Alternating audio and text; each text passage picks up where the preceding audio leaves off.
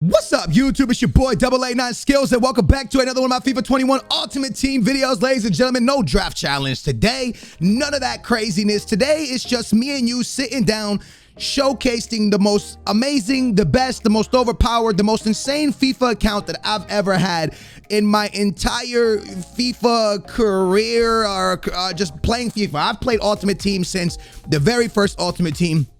I've played FIFA since I was a child. You guys know this. Ultimate Team came around 2009, 2010, around that time frame. And ever since then, I've been playing it. You know what I'm saying? So I finally have gotten a team here that is just unbelievably crazy. And I want to showcase it with you. And I want to speak about the goods, the bads, the amazing, and the terrible with this game. Now, the first thing I want to speak about with FIFA 21 is the ability to obtain really big cards. EA Sports did come out in the beginning of this FIFA and say that in this game, every card is obtainable. Now, I guess they didn't lie, although it's August. But they started making cards with really high ratings, obtainable by everyone through SBCs and stuff like that, by playing the weekend league. And I think this weekend league, if you play with a silver team, you get team of the seasons and stuff like that. And one cool thing they also did was you started seeing players that just would never have 99 rated cards get that, like a Foden with a 98, a Pogba with a 95, Bobby with a 99. This is a cool little touch to FIFA, right? Because like the only 99 or 100 rated players, in my opinion, should be players like Messi and Ronaldo, right? These players are unbelievable. But there's also times and places for someone like Bobby to finally get one. And that's because Brazil did so well in Copa America. You know, Hazard did so well or Belgium did so well in the Euro, or did okay in the Euro, we could say, right? So it's one of those things where you sit back and you look at it and you're like, wow, there's such awesome cards in this FIFA. And that was a plus. The negative about this FIFA was the gameplay just wasn't there for me. I thought the gameplay was very defensive, very through ballish. The gameplay was actually okay when you could do the step over skill moves and stuff. I actually liked that FIFA. I thought that FIFA was pretty good. But then there was a young kid that was unbelievable at the game, getting like 500 wins with 0 losses, and they nerfed the step overs and the skill moves because of how good he was with it. That's the facts to it. They nerfed it, and the game was kind of downhill from there because defense was too strong and there was nothing offensively as strong. Now, with that all being said, we got Bobby, Pogba, Foden, Jordi, Hazard, Di Maria, Kane, Lukaku, Marquinhos, Ederson, the big Chelsea left back, and Jimenez. And all these cards are not good enough to make the starting 11. The weakest card on this starting 11 is going to be a 97 rated Dybala. Dybala's a pretty awesome card that came out late. Another guy that doesn't really get a lot of PT at Juve. Another guy that is supposed to be an unbelievable player but just hasn't lived up to that yet. And we see him get a 97 rated card. By himself within his career, we probably wouldn't have seen that happen. But this is a cool thing that EA Sports did. And I think it's a good little touch to Ultimate Team because you know, there's a lot of people that are Dybala fans. They finally get a really sick card, you know, and that's sick. At the right back position, we saw an unbelievable Llorente. But before we speak about him, we got to talk about this amazing Paredes, who I throw on the left. And I think he's a crazy awesome left back in the game. Even though he's off chem, I think he's an unbelievable left back. You got Llorente on one side, Paredes on the other. Two crazy good left backs and right backs. Again, 96 rated cards. Would you turn and say that Llorente should have a 96 or Paredes should have a 96? Probably not. But it's just cool that EA, you know, the biggest thing that everyone needs to understand, and I want to make sure I state this very clearly. Ultimate Team, before the pro stuff became so popular in FIFA, Ultimate Team was meant to be an arcade fun mode, right? What used to be the pro scene was called Interactive World Cup, and the Interactive World Cup used to be done through a head-to-head online, and you would play with a team like China, but every team had 5 stars. Every team was the same rating. Every team had the same overalls on the players, and no matter what team you picked, and you qualified by playing a lot of games in Interactive World Cup. The moment that Ultimate Team became the pro mode, that's when it went all downhill. Why? Because this mode used to be an arcade mode. It used to be fun. So giving players like Paredes and Llorente and Dybala 97 rated cards, it's the arcade mode. You're bringing that back. I like that. When you go to an arcade, it's about having fun. It's supposed to be stupid long shots. If you go back to FIFA 11 and FIFA 12 and watch montages of those games, even on my channel, you'll see long shots being scored. You'll be seeing skill runs with one player. That's what this game used to be about. But once they brought in FUT Champions and the interactive, the pro scene, That's when things changed, because now it's competitive. Now you're looking for sponsorships. Now you need an actual well put together, not just an arcade mode, but an actual competitive mode. And it kind of started going downhill. I only bring that up to tell you the players. Eder Militao getting a 96 in his career right now. Does he deserve a 96? No chance. Eder Militao's been cool for Real Madrid, but a 96 rated, we probably say no. Same with De Ligt. Same with who else was in there? De Ligt, maybe Sanchez 95, probably not. A lot of these center backs here, David Alaba deserves a high rating like that, but a lot of these center backs you're looking at don't deserve the rating they got, but they got it because it's an arcade mode, and that's what it should be about, and it's about what their teams did, and you know, that it made it fun, man. In goal is going to be one of the weakest players. Actually, this is the weakest player on the game. I mean, on the team. It's going to be Courtois.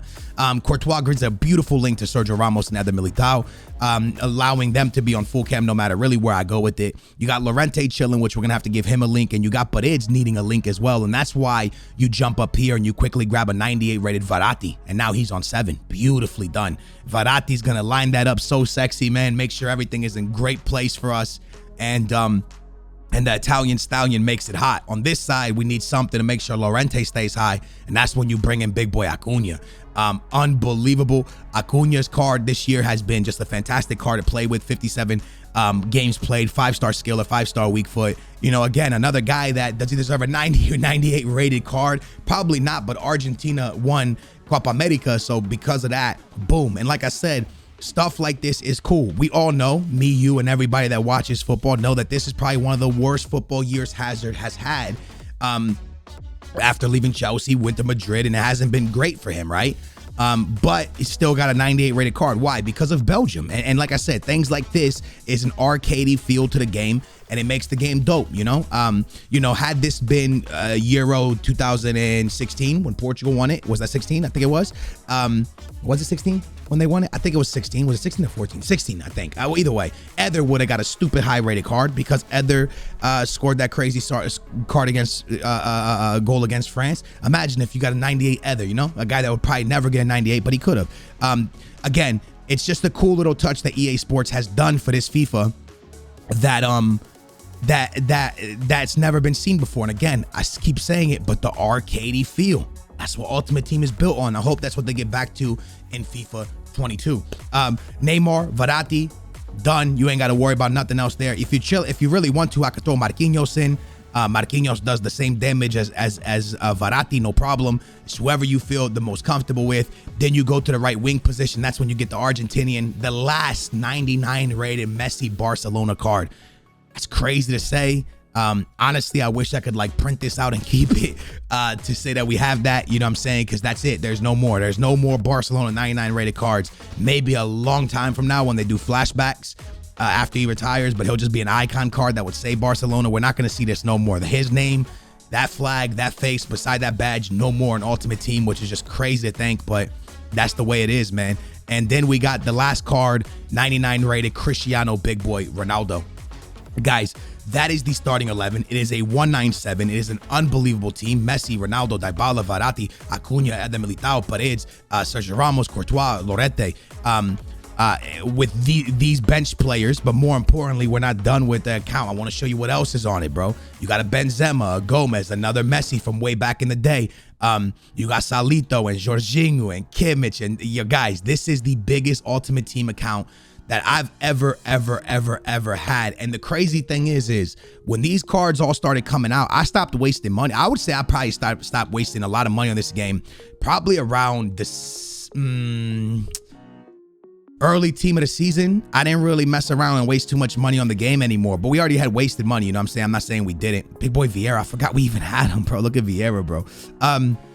You know what I'm saying? And what I'm trying to get at is a lot of these cards were obtained through SBCs and just the fodder from doing like these SBCs to contain those SBCs to get these SBCs. Then you do this SBC, now turn all the fodder in for these cards. And that's how a lot of them were obtained. You know what I'm saying? And it's just really crazy that this is the team that we have. And the coolest part about it is you are looking at an account that, besides, let me get Vieira out of here, right? And he's not even close to being one of the highest. Right? Let's put Gomez here, okay? Guys, not one icon. To get full chemistry, to get a 197, there has never been a FIFA where you could get a team this high rated without using icons. You are staring at a team with everyone pretty much on 10 except for Ronaldo and Paredes, and you're seeing everyone full chem. a full chem team. And that is something to say. You could do it multiple different ways too, with Verratti and stuff. I mean, with the Marquinhos and stuff. So it's crazy. And that's, again, the arcadey thing about what EA did this year. A W to that, man. There was many different combinations of teams that you could put together and still get chemistry. The problem is, because of how poor gameplay was, only certain players were effective. And that's where Ultimate Team took a step backwards. Back in 11, 12, 13, you used players like Giovanni, who was a silver that used to play for Benfica and score long shots and skill runs. Can't do that no more. Now you need the 99 Messi, the 99 Neymar, the 99 Ronaldo. And that's why I think Ultimate Team is really lacking, bro, because there's, you know, all these great cards and all these cool combinations you can do, but only certain of them are effective. And that's because of how bad gameplay is. For example, Harry Kane, what a beautiful card, but is this card good? Not really. Why? Guys, you need heading to be effective in FIFA. I know a lot of y'all hate it and it's sweaty and it's ugly gameplay, but when you can score headers, when you can cross the ball into the middle for headers, what it does is it makes people to stop putting their CDMs on cover center. It makes people have to open up that back line, which doesn't flood the middle of the park. I think EA Sports really need to focus on taking heading back off of manual and let it go, because manual's fine if your servers were good. EA, you know your servers are not good. They're heavy during the weekend league, which means you need to now put the game on auto. And the reason is because with heavy servers, you can't score headers. And when you can't score headers, you can't open up the field. And when you can't open up the field, you get this clunky, park the bus, compact football, which is boring. And then it makes players like Lukaku and Harry Kane not as effective as they should be, like they are in world football. So you need to bring crossing back, man. If you brought crossing back, players like Messi down the wing would be deadly. Players like Harry Kane and Lukaku, Lewandowski in the middle of the park would be insane. And it would mean something to have good wing play. And I know as much people hate sweaty goals from crossing is bossing, bro. And the reason I always say that is because it opens up football. Even in real life, when you think about football logic, if they're closing the middle of the park, what do teams do? They flood the wings. They constantly overlapping the left backs and the right backs, sending crosses in over and over and over until you get one of those lucky bounces. Boom, hit the back of the net. Now the team has to push out. That's football, bro. That's football knowledge. So hopefully EA gets back to that. Ladies and gentlemen, I want to showcase to you guys one of the craziest teams I've ever had, one of the craziest accounts I've ever had. I hope you guys enjoyed this video. We might play Weekend League this weekend. I know I've been saying that a lot lately, but I haven't really messed around with it, but we might mess around with the Weekend League. Guys, I hope you guys enjoyed it. Big thumbs up, subscribe, turn your bell on. What a crazy FIFA season we've had. I have had a blast. A lot of awesome content coming your way for FIFA 20. Love you guys. Appreciate y'all watching, and I will catch you back here tomorrow for another FIFA video. Peace.